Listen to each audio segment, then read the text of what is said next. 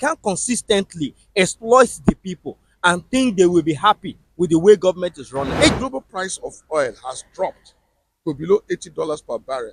Why is it not dropping? Yeah. Agencies of government must not just be like those dogs that can bark but can never bite. Well, okay, yes, we are the crew of what Honorable has to say that comes your way on the airwaves of Super 88.1 FM Benin City. I'm Honorable Gwenga James. Israel Adebi. Okay, we are on the street again within the Benin metropolis. What have we done today? We've gone round some filling stations in Benin City, trying to establish what is the current pump price of PMS, petrol or fuel, as is commonly known.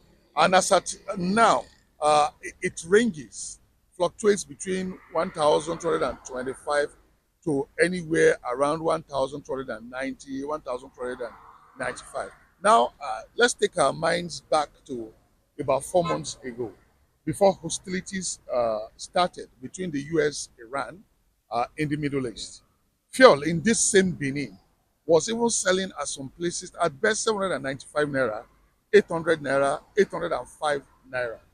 Then immediately after the commencement of hostility in the Middle East, and there was problem around the Strait of Hormuz, then the price started going up, and the reason is not far-fetched. Even the global price of oil has gone up. But on June 14, US and Iran in Pakistan reached a peace deal.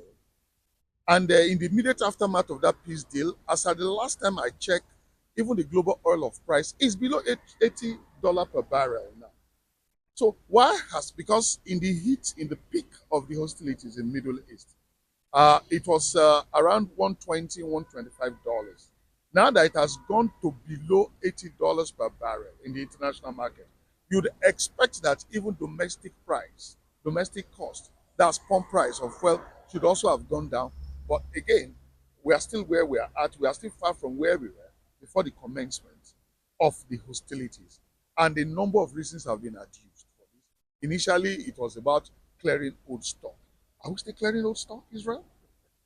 Well, it's amazing what we find in our country and Nigeria because people are eager to maximize profits at the expense of the people.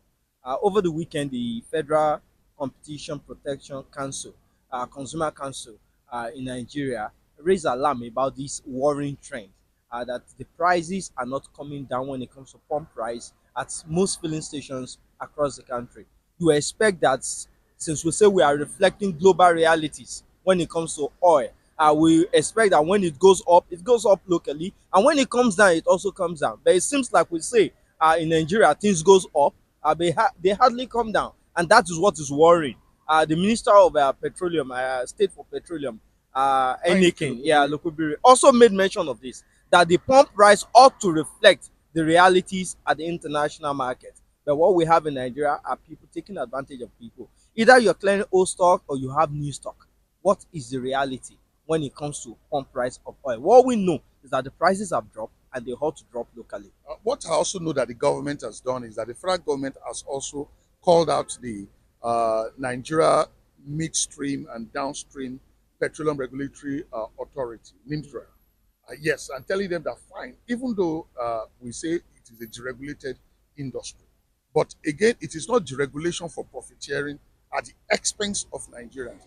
Even with the deregulation that we have in the midstream and downstream sector, there's still a level of regulation that is going on. There's still a level of pricing that is going on. We say the pricing have to reflect the market realities. Now, looking at it from the global point of view, the global price of oil has dropped to below $80 per barrel. Why is it not dropping here at home?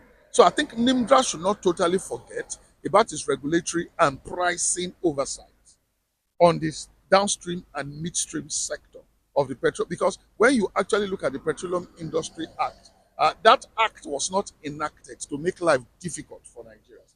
It was enacted to make life easier and to bring a level of competition and level playing ground to the industry. It's not to create room for profit sharing. And that seems to be what is happening at the moment. Well, when people speak about a deregulated economy, the tendency is to assume, like they say, that market forces take a precedent. They determine the price, the cost, and everything when it comes to a deregulated economy. However, our question has always been that Nigeria must protect its people. Government must protect the people, and the best way you can protect the people is to ensure that the agencies of government actually live up to their responsibility. They have duties that they need to take care of when it comes to the people. I mentioned consumer protection commission speaking and lamenting what is happening, but beyond lamentation we want to see agencies of government that can engage these marketers. Why have you refused to bring down the prices of this? Local refiners, what is the situation at your hand? Can we have a moderate, I'm not saying regulate or fix prices, but can we have a reflection of what is happening at the international community happen within our country too? Because we can't consistently exploit the people and think they will be happy with the way government is running. Agencies of government must not just be like those dogs that can bark but can never bite.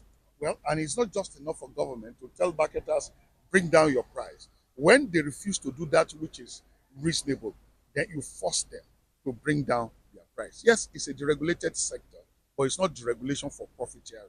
It's not deregulation for racketeering. And it's not deregulation for taking Nigerians for granted.